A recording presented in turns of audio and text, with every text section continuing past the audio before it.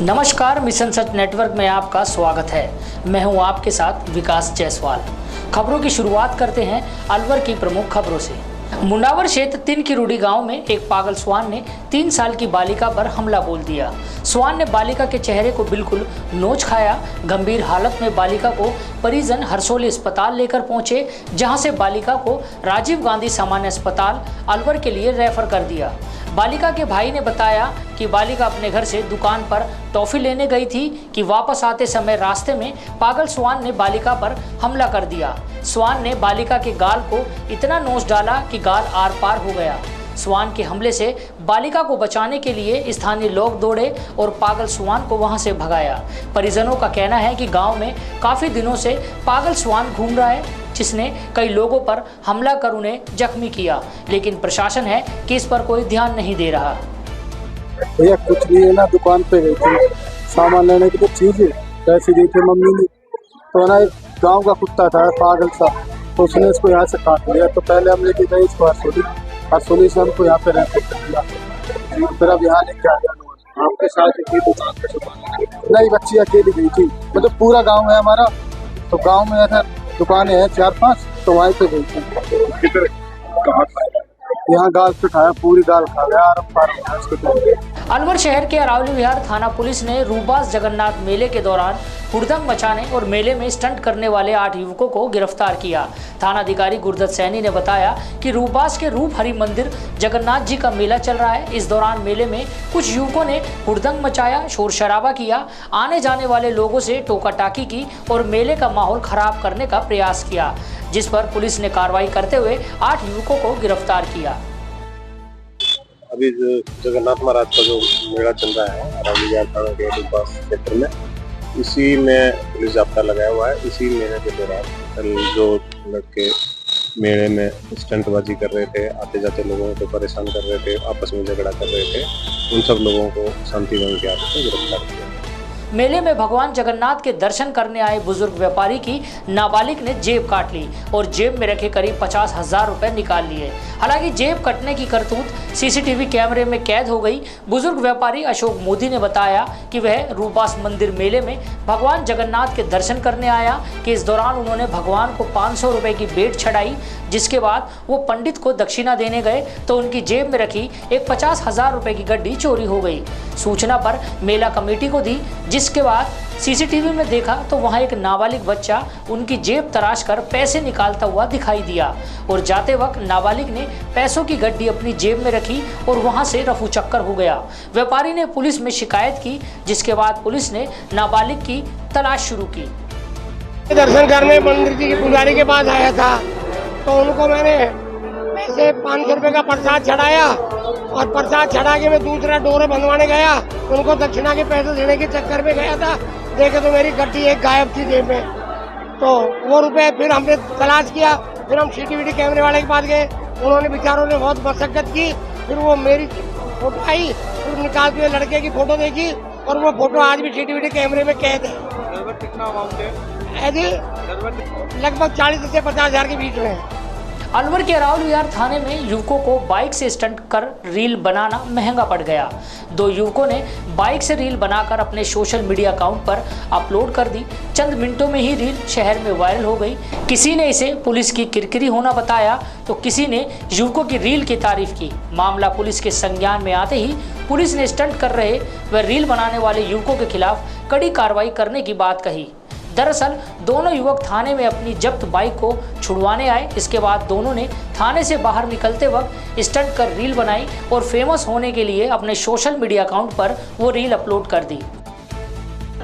मई माह में एक मोटरसाइकिल का चालान किया गया था थाने पे, जिसमें जो उसके ओनर हैं वो कोर्ट से मोटरसाइकिल छुड़वा के लाए थे। उसके बाद यहाँ नियमानुसार कार्रवाई कर मोटरसाइकिल को रिलीज़ किया गया था।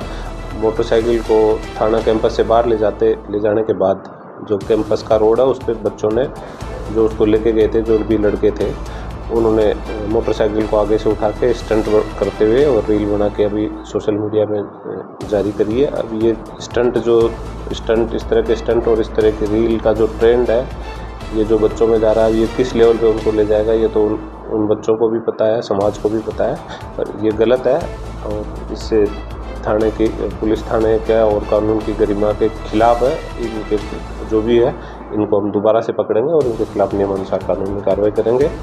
भाजपा नेता यासीन खान की हत्या के आरोपियों की गिरफ्तारी व उनकी ओर से सरकारी भूमि पर किए गए अतिक्रमण पर बुलडोजर की कार्रवाई की मांग को लेकर परिजनों ने पुलिस अधीक्षक आनंद शर्मा को ज्ञापन सौंपा। मृतक यासीन के परिजन एवं समाज के लोगों ने एसपी से मिलकर यासीन हत्याकांड के आरोपियों की जल्द गिरफ्तारी की मांग की। परिजनों ने बताया, बदमाश गैंग बनाकर अपराध कर रहे हैं लेकिन उनकी गिरफ्तारी नहीं हो रही। इनमें कई आरोपी ऐसे हैं जो पुराने मामले में करीब 9 महीने से फरार चल रहे हैं। परिजनों ने हत्याकांड में पुलिसकर्मी की भूमिका की भी जांच कराने की मांग की।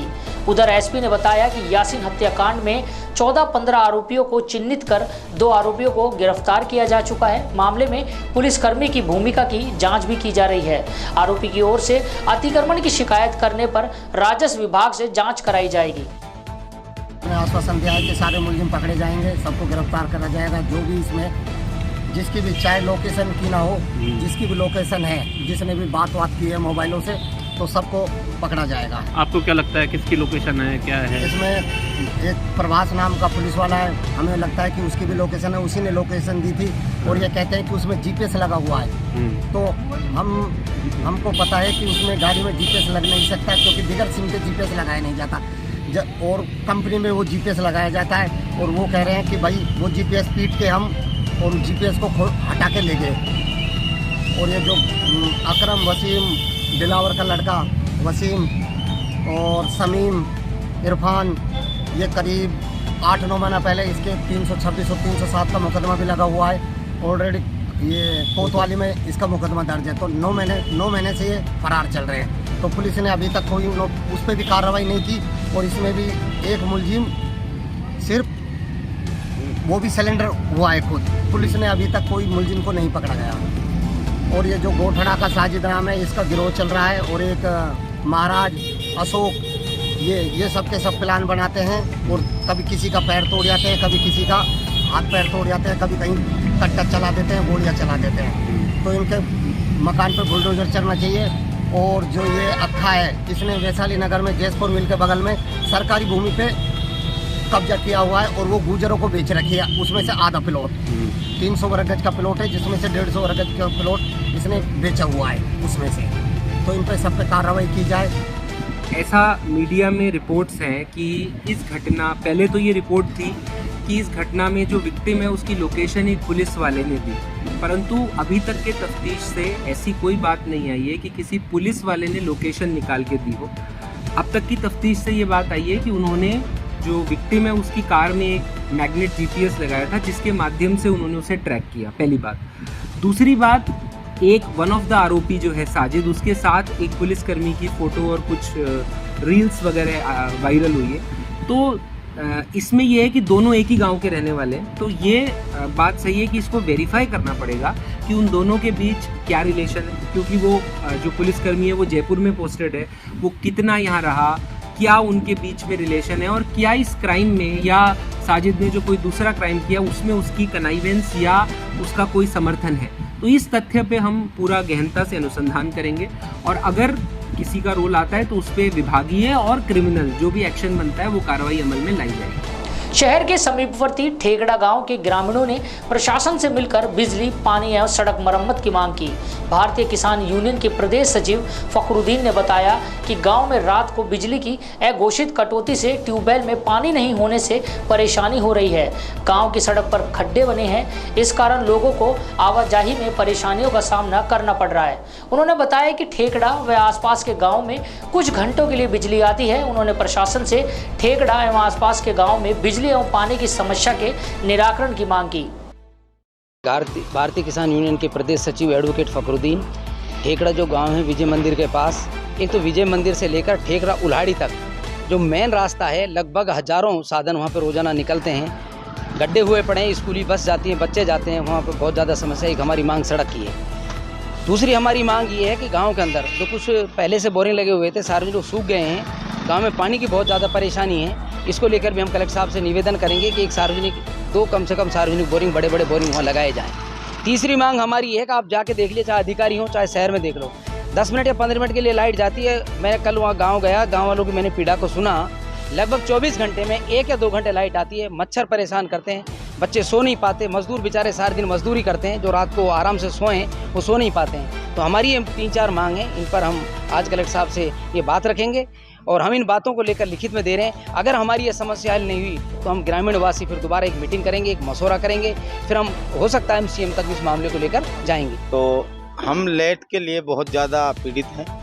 लाइट 9 बजे कट जाए, फिर लाइट ही ना आए, फिर 1 बजे 1:30 बजे लाइट लगाते हैं, फिर काट लेते हैं सुबह। बड़ी दुख तो हो रहा है लाइट का। दूसरा काम रास्ता का, जो मास्टर जी ने बताया था, वो रास्ता इतने खड्डे हुए पड़े हैं, हमको जो परेशानियाँ आ रही हैं वो हमको पता है, जो वहाँ का निकलता है उसको पता है। और तीसरी, हमारे जो गांव है, जो पुराना गांव बोलते हैं उससे हम, ठेकड़ा में, उसमें 2 बोर कटे थे, उनमें दोनों में घूंटी पानी ना है, पानी की बड़ी पीड़िता है। दूसरा एक बोर है उल्हाड़ी में, वो भी अभी कटा था, नई मोटर डाल दी उन्होंने, कोई पानी नहीं है। तो साहब हमारे तो ये समस्या लेकर आए, नहीं तो हम आगे तक जाएंगे और पूरा गांव के जिम्मेदार नागरिक सारे आए हैं, पूर्व जो वर्तमान में। पीली ढाबा गांव में एक परिवार को शराब ठेके का विरोध करना उस समय भारी पड़ गया जब ठेकेदार ने अपने साथियों के साथ मिलकर लाठी टांचिए से उन पर हमला कर दिया। हमले में रविंद्र, कृष्ण, समुद्र व नरेश घायल हो गए। गंभीर घायल नरेश को जिला अस्पताल लेकर आए, जहां उसका उपचार जारी है। रविंद्र ने बताया कि बेगराज सरपंच ने बस्ती में शराब का ठेका खोल दिया। आए दिन असामाजिक तत्व के लोग महिलाओं से अभद्र टिप्पणी व गलत इशारे करते हैं, जिसे लेकर विरोध किया तो सरपंच बेगराज ने अपने साथियों के साथ मिलकर हमला कर दिया। घटना को लेकर थाना पुलिस में शिकायत की गई। मेरा नाम रविंदर सिंह है, तिलाडाव गाँव है, मालाखेड़ा तहसील है। हमारे घर के पास में एक शराब का अवैध शराब का ठेका है। उसके हम कई बार बोल चुके हैं कि भैया इसको यहाँ से बंद कर लो, बेगराज सरपंच का है। उसको हमारी लेडीजों के सामने वो बाथरूम में ऐसे करते हैं, कई बार बोल दिया। अब हम समझाने गए तो उन्होंने हाथ छोड़ दिया मेरे ऊपर। मेरे 2 छोटे भाई, एक साला था, एक ये है, हम तीनों ही थे, हमारे हाथ में कुछ भी नहीं था। तो उसने क्या है कि अपने जीजाओं को बुला के हमारे पास हाथापाई लट चलाए हैं, हमारे चाचा लट। कितने लोग घायल हुए इसमें? इसमें 4 लोग घायल हैं, एक ज्यादा सीरियस। शहर के NAB थाना क्षेत्र शिव कॉलोनी में चोरों ने जनरल स्टोर की दुकान का ताला तोड़कर 50,000 की नकदी, चांदी के सिक्के, डॉक्यूमेंट सही कैमरे की DVR लेकर फरार हो गए। हालांकि चोरी की पूरी करतूत पड़ोस में लगे कैमरे में कैद हो गई, जहां 2 युवक दुकान का ताला तोड़कर अंदर घुसे एक चोरी की वारदात को अंजाम दिया। दुकानदार श्रीराम प्रजापत ने बताया, 2 चोरों ने चोरी की घटना को अंजाम देकर नकदी, चांदी के सिक्के सहित दुकान में रखा अन्य सामान चुरा कर फरार हो गए, जिसकी सूचना थाना पुलिस को दी। पुलिस ने घटना स्थल का जायजा लेकर अज्ञात चोरों की तलाश शुरू की। क्या पूरा मामला है? मेरा नाम श्रीराम प्रजापत है और हमारी परचून की दुकान है यहाँ पर। रात को हम 2 बजे के आसपास अज्ञात व्यक्तियों ने ताला तोड़ के कैश ले गए, कुछ चांदी के सिक्के थे, दान पात्र में रखी हुई राशि, डॉक्यूमेंट्स भी गायब हैं, अभी पूरे तरीके से क्लियर नहीं है। और ये CCTV फुटेज का फुटेज, हाँ, DVR भी फाड़ ले गए। इस तरह के चोर थे, पता लगा तकरीबन है 20-25 साल की उम्र के आसपास। पेज में दिया, हाँ, ऐसा कुछ महसूस हो रहा है। शहर की मूर्ति कॉलोनी में चोरों ने सूने मकान को निशाना बनाकर चोरी की घटना को अंजाम दिया। हालांकि चोरी की घटना CCTV कैमरे में कैद हो गई, जिसमें 2 चोर बाइक पर आए, एक दीवार फांदकर घर के अंदर कूदा तो दूसरा बाइक लेकर घर के बाहर रेकी करने लगा। चोर ताला तोड़कर सोने चांदी के जेवरात, 50,000 की नकदी लेकर फरार हो गए। पीड़ित ने बताया, उसके घर में चोरों ने आभूषण, नकदी सहित करीब 2.5 लाख की चोरी की। पीड़ित ने बताया कि वह परिवार के साथ वृंदावन कान्हा जी के दर्शन करने गया हुआ था। पीछे से चोरों ने मकान पर हाथ साफ कर दिया। पीड़ित ने मामले की सूचना पुलिस को दी। मेरा नाम मनोज कुमार है, मैं मूर्ति कॉलोनी में, मेरा मकान नंबर 2, प्लॉट नंबर 70 है। क्या हुआ? एक्चुअली हम लोग दोस्तों के साथ में और फैमिली के साथ में वृंदावन गए हुए घूमने के लिए। सुबह हम 7 बजे निकले थे यहाँ से, और 7 बजे निकलकर और वहाँ से हम रात को 1:20 पर वापस हुए थे सेम डे। और आए शाम को, तो अंदर गाड़ी खड़ी करने के लिए मैंने गाड़ी सीधी किया गाड़ी, और जैसे अंदर गई घर में अंदर मैंने कहा को लॉक खोलो, तो बाहर का मेन गेट का लॉक तो लगा था, वो खोला, अंदर आके अंदर वाला लॉक खोला तो पता लगा वो टूटा हुआ पड़ा हुआ है। मैसेज अंदर जाके देखा तो सारा सामान बिखरा हुआ है, सारा बदला हुआ है। मैसेज मेरे को अंदर लेके गई और मैसेज में जाके अंदर जाके मैं जब जाके देखा तो पूरा सामान बिखरा हुआ है।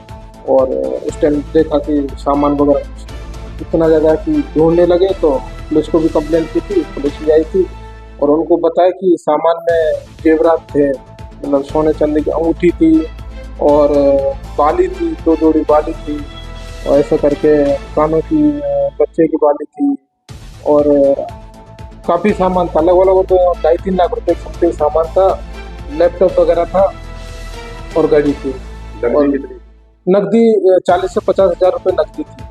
अलवर के शिवाजी पार्क थाना क्षेत्र तिजारा ओवरब्रिज के नीचे चोरों ने भगवान के घर को निशाना बनाया। चोर मंदिर से दान पात्र में रखी नकदी सहित अन्य सामान चुरा कर ले गए, जिसकी शिकायत के बाद पुलिस ने चोरों की तलाश शुरू की। पुजारी सुरेश ने बताया कि मंदिर में पहले भी 2 बार चोरी हो चुकी है, जिसका अभी तक कोई खुलासा नहीं हुआ। अब तीसरी बार चोरों ने मंदिर के दान पात्र को अपना निशाना बनाया। महाराज का मंदिर है ओवरब्रिज तिजारा फाटिक ब्रह्म कुमारी के पास में, और इसमें पहले भी 2 बार चोरी हो चुकी है, दान पात्र ले जा चुके हैं और अब ये तीसरी घटना है। रात्रि को चोरी हुई है और सुबह हमने देखा यहाँ पर आकर तो जब दान पात्र खुला हुआ मिला था और रेलिंग टूटी हुई मिली। अब इसके बारे में रिपोर्ट भी दर्ज करवा चुके हैं। 6 महीने पहले हमने खोला था, इसमें 10,000 रुपए निकले थे। हमको आइडिया है कि 6 महीने बाद में कम से कम इतने तो निकलते ही। अब चलते हैं जिले की ग्रामीण खबरों की ओर। मानसून के समय में थानागाजी प्रतापगढ़ मार्ग पर ग्रामीणों ने पानी की किल्लत को लेकर सड़क मार्ग पर लकड़ियां डालकर जाम लगा दिया। करीब 2 घंटे तक लगे जाम में वाहनों की लंबी कतारें लग गई। सूचना पर थानागाजी थानाधिकारी राजेश मीणा में टीम मौके पर पहुंचे। इस दौरान ग्रामीण जिला कलेक्टर को बुलाने की मांग पर अड़े रहे और मौके पर उच्च अधिकारियों से वार्ता व थानाधिकारी के आश्वासन के बाद जाम खोला। ग्रामीणों ने बताया क्षेत्र में लंबे समय से पेयजल संकट है, जनप्रतिनिधि व प्रशासन इस पर कोई ध्यान नहीं दे रहा, मजबूरी में उन्हें जाम लगाना पड़ा। राजगढ़ कस्बे के अवधूत आश्रम पर चल रही संगीतमय श्रीमद् भागवत सप्ताह ज्ञान यज्ञ के 5वें दिन बाल लीला पूजन की कथा सुनाई गई। कथावाचक स्वामी अमन भारती महाराज ने बताया कि कथा के 5वें दिन भगवान कृष्ण के बाल लीला के प्रसंग को सुनाया गया कि किस तरह भगवान ने छोटी उम्र में पूतना व वृत्रासुर का वध किया। अमन भारती महाराज ने कथा के दौरान कहा कि मनुष्य भगवान कथा के श्रवण से भवसागर से पार हो जाता है। उन्होंने कथा के दौरान उपस्थित श्रद्धालुओं से भक्ति मार्ग से जुड़ने और सत्कर्म करने को कहा। कटुमर पंचायत समिति की ग्राम पंचायत खोकर एवं आसपास के क्षेत्रों में तेज बारिश ने चारों तरफ पानी पानी कर दिया। गांव मगरखा में तेज बारिश का पानी भर गया तथा पूरा गांव पानी की चपेट में आ जाने से ग्रामीणों में भय व्याप्त हो गया। तेज बारिश व बहाव से खोकर को जाने वाली सड़क क्षतिग्रस्त हो गई। धीरे धीरे जलस्तर कम होने से ग्रामीणों ने राहत की सांस ली। जिले के रैणी उपखंड क्षेत्र के गढ़ी सवाईराम कस्बे में ग्राम वासियों के आर्थिक सहयोग से शिव मंदिर का जीर्णोद्धार कराया गया। मंदिर समिति के मुख्य कार्यकर्ता रामराज मीणा ने बताया, 4 दीवारी का निर्माण परवनी निवासी भामाशाह राम निवास मीणा व ओम प्रकाश मीणा के आर्थिक सहयोग से करवाया व मूर्तियों की प्राण प्रतिष्ठा व अन्य कार्य ग्राम वासियों के जन सहयोग से कराए गए। मूर्ति के प्रतिष्ठान के बाद प्रसाद वितरित किया गया। इससे पहले 101 महिलाओं के सिर पर मंगल कलश रखकर डीजे की धुन पर नाचते गाते हुए मूर्तियों को नगर परिक्रमा कराई गई।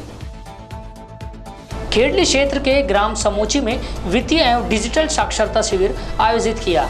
शिविर में वित्तीय साक्षरता सलाहकार मनमोहन ने बचत के लाभ बताते हुए बचत खाता खुलवाने के लिए प्रेरित किया। इसके अलावा प्रधानमंत्री जनधन योजना, PM-SBY, PM-JJBY, MPY आदि योजनाएं जमा व ऋण योजना के बारे में भी जानकारी दी और KCC एवं लोन की समय पर अदायगी के फायदे बताए। इसके अलावा मोबाइल बैंकिंग व कैशलेस डिजिटल लेन देन को सुविधाजनक बैंकिंग बताते हुए इसके लाभ व उसमें रखी जाने वाली सावधानियों के बारे में बताया। थानागाजी के पास बेरला की ढाणी में गुर्जर समाज के 2 पक्षों में बकरी व भैंस चराने को लेकर झगड़ा हो गया, जिसमें जमकर लाठी भाटा जंग हुई। झगड़े में घायल पीड़ितों को थानागाजी पुलिस द्वारा अस्पताल लाया गया, जहां से उन्हें उपचार के लिए हायर सेंटर अलवर भेजा। झगड़े में दोनों पक्षों के कई लोग घायल हो गए। दोनों ही परिवारों में जमीनी विवाद को लेकर पुरानी रंजिश थी, जिसके चलते पहले भी दोनों के बीच कई बार झगड़े हुए। राजवाड़ा की डाणी के अंदर हम भैंस चराते थे बकरियों के अंदर, और हमारे गांव वाले भैरू कंपनी बस्ती लगाई थी। वहां पर हमारे 3 आदमियों ने लाठीचार्ज कर दी। हनुमान, गणपत और हनुमान और फौजी और नेत्राम और राजेंद्र और मोहर सिंह। राशन विक्रेता संघ शाखा राजगढ़ की ओर से 9 सूत्रीय मांगों को लेकर उपखंड अधिकारी सीमा खेतान को मुख्यमंत्री के नाम ज्ञापन सौंपा, जिसमें राशन डीलरों के मानदेय बढ़ाकर 30,000 रुपये करने, गेहूं पर 2% छीजत, बकाया कमीशन, आधार सीडिंग की राशि, प्रवासी योजना के गेहूं का कमीशन व KYC का सीडिंग मेहनताना देने सहित विभिन्न मांगों के समाधान की मांग की। वही मांग पूरी नहीं होने पर 1 अगस्त से प्रदेश व्यापी हड़ताल करने की चेतावनी दी। राजस्थान सरकार को अवगत कराना चाहता हूँ, मुख्यमंत्री महोदय से हमारा निवेदन है कि हमको 30,000 रुपये मासिक वेतन दिया जाए। जो हमको कमीशन दे रहा है उससे हमारे जो परिवार का लालन पालन नहीं हो रहा है और उससे हमारे खुद का भी खर्चा नहीं चल रहा है, परिवार का तो दूर की बात। इसलिए हमारी 9 सूत्रीय मांगे हैं। उन मांगों को राजस्थान सरकार हमारी जल्दी से जल्दी पूरी करे। अगर हमारी मांगे नहीं मानी गई तो हम 1 अगस्त प्रदेश व्यापी हड़ताल करेंगे और हम वितरण व्यवस्था ठप करेंगे। और अब बात करते हैं प्रदेश की खबरों की। राजस्थान विधानसभा में नेता प्रतिपक्ष टीकाराम जूली की स्पीकर के खिलाफ टिप्पणी से बड़े गतिरोध के चलते सदन की कार्रवाई 2 बार स्थगित करनी पड़ी। एक तरफ स्पीकर सभी नेताओं के साथ बैठकर मसला सुलझाने की बात कह रहे हैं, वहीं प्रतिपक्ष के नेताओं ने इस मुद्दे पर आक्रामक रुख अपना लिया। उधर PCC चीफ गोविंद डोटासरा ने कहा कि स्पीकर अविश्वास प्रस्ताव लाने की चुनौती दे रहे हैं। यह बात सही नहीं। सदन में अविश्वास प्रस्ताव नियमों के तहत आते रहे, जरूरत पड़ी तो फिर से लाएंगे। डोटासरा ने कहा कि कल रात का घटनाक्रम और नेता प्रतिपक्ष के साथ बर्ताव ठीक नहीं था। उन्होंने कहा कि नेता प्रतिपक्ष ने सदन में खेद जताते हुए माफी मांगी, लेकिन अध्यक्ष प्रोवोक करते हुए दिखे। अब रुक करते हैं देश की खबरों की ओर। सावन के पहले दिन से कांवड़ यात्रियों का हरिद्वार के लिए निकलना शुरू हो जाएगा। कांवड़ यात्रा को लेकर यूपी के मुख्यमंत्री योगी आदित्यनाथ ने कड़े कदम उठाए। यात्रा से पहले यूपी पुलिस ने एक आदेश जारी किया, जिसमें कांवड़ रूट की दुकानों, ठेले वालों को दुकानों, ठेलों पर अपना नाम लिखना जरूरी होगा, जिसमें कांवड़ यात्री को पता रहे कि वो किस दुकान से क्या सामान खरीद रहे हैं। मुख्यमंत्री कार्यालय ने कहा कि पूरे उत्तर प्रदेश में कांवड़ मार्गों पर खाने पीने की दुकानों पर नेम प्लेट लगानी होगी और दुकानों पर संचालक मालिक का नाम और पहचान लिखनी होगी। CMO के मुताबिक कांवड़ यात्रियों की आस्था की सूचिता बनाए रखने के लिए यह फैसला लिया गया। माइक्रोसॉफ्ट का सर्वर ठप होने के मामले में केंद्रीय मंत्री अश्विनी वैष्णव ने कहा कि मंत्रालय माइक्रोसॉफ्ट के संपर्क में है। समस्या के कारणों का पता चल गया। NIC नेटवर्क प्रभावित नहीं है। सेवाओं में धीरे धीरे सुधार हो रहा है। समस्या की जांच की जा रही है। दुनिया भर में आई तकनीकी दिक्कत का असर दिल्ली एयरपोर्ट पर पड़ा। सर्वर ठप होने से दिल्ली मुंबई एयरपोर्ट पर उड़ानों में देरी हुई। वहीं दुनिया भर में विमान सेवाओं, बैंकिंग व चैनलों के लाइव प्रसारण पर असर पड़ा। उन्होंने कहा कि टेक्निकल फॉल्ट से विमान को ग्राउंड करने की जरूरत नहीं। और अब चलते हैं खेल जगत की ओर। भारत के स्टार ऑलराउंडर हार्दिक पांड्या ने 4 साल के रिश्ते के बाद पत्नी नताशा स्टैनकोविक से अलग होने की घोषणा की। दोनों ने अपने आधिकारिक इंस्टाग्राम अकाउंट पर एक संयुक्त बयान में इस फैसले का खुलासा किया। दोनों ने 31 मई 2020 को शादी की थी और इसी साल 30 जुलाई को उनके बेटे अगस्त्य का जन्म हुआ। उन्होंने 14 फरवरी 2023 को उदयपुर में एक समारोह में करीबी दोस्तों और परिवार की मौजूदगी में रीति रिवाज से दोबारा शादी की। इंस्टाग्राम पर उन्होंने लिखा कि 4 साल साथ रहने के बाद नताशा और मैंने मिलकर अलग होने का फैसला किया। भारत के आक्रामक बल्लेबाज सूर्य कुमार यादव को श्रीलंका के खिलाफ 27 जुलाई से शुरू होने वाली 3 मैचों की श्रृंखला के लिए भारतीय T20 टीम का कप्तान बनाया गया। वहीं एक दिवसीय टीम के कप्तान रोहित शर्मा और विराट कोहली अगले महीने श्रीलंका टीम के खिलाफ 50 ओवर की श्रृंखला में खेलेंगे। इस दौर के साथ गौतम गंभीर भारत के मुख्य कोच का पद संभालेंगे। टीम के चयन में उनकी छाप दिखी जब सूर्य कुमार को हार्दिक पांड्या की जगह कप्तान बनाया गया। अगले साल होने वाली चैंपियंस ट्रॉफी से पहले 2024 में भारत के केवल 6 एक दिवसीय मैच बचे हैं। जिनमें से 3 श्रीलंका के खिलाफ होने हैं। ऐसे में कप्तान रोहित और मुख्य बल्लेबाज कोहली दोनों के लिए यह सीरीज खेलना जरूरी था। तेज गेंदबाज जसप्रीत बुमराह को ब्रेक दिया गया है। एयर इंडिया अपनी दिल्ली सैन फ्रांसिस्को उड़ान के यात्रियों को ले जाने के लिए मुंबई से एक राहत उड़ान संचालित कर रही है। ये यात्री बृहस्पतिवार से रूस के एक अंतर्राष्ट्रीय हवाई अड्डे पर फंसे हैं। एयर इंडिया ने कहा कि राहत उड़ान के लिए मंजूरी मिल गई है। दिल्ली से सैन फ्रांसिस्को जाने वाली एयर इंडिया की उड़ान को बृहस्पतिवार को तकनीकी समस्या के कारण रूस के एक अंतर्राष्ट्रीय हवाई अड्डे पर भेज दिया गया था। उड़ान में 225 यात्री और चालक दल के 19 सदस्य सवार थे। एयरलाइन ने कहा कि टर्मिनल पर भोजन और पेय सुविधाएं अब खुल गई हैं और सभी यात्रियों को भोजन उपलब्ध कराया जा रहा है। खान-पान की सुविधाएं शाम को बंद थी। खबरों के अंत में बात करते हैं विदेश की खबरों पर। संयुक्त राष्ट्र प्रमुख ने बांग्लादेश में जारी हिंसा पर चिंता जताई। संयुक्त राष्ट्र महासचिव एंटोनियो गुतरेस बांग्लादेश में जारी हिंसा से बेहद चिंतित हैं। बांग्लादेश में सरकारी नौकरियों में आरक्षण व्यवस्था को लेकर हिंसक प्रदर्शन हो रहे हैं। संयुक्त राष्ट्र प्रमुख ने बांग्लादेश सरकार से बातचीत के लिए अनुकूल माहौल तैयार करने की अपील की। उन्होंने गतिरोध दूर करने के लिए प्रदर्शनकारियों से बातचीत में शामिल होने का आग्रह किया। बांग्लादेश में आरक्षण प्रणाली में सुधार की मांग को लेकर छात्रों के विरोध प्रदर्शन के दौरान राजधानी ढाका तथा अन्य जगहों पर हिंसा भड़क गई, जिसमें करीब 25 लोगों की मौत हो गई तथा 2500 से अधिक लोग घायल हो गए। आज की खबरों में बस इतना ही। नई खबरों के साथ फिर मिलेंगे, तब तक के लिए दीजिए मुझे इजाजत। नमस्कार।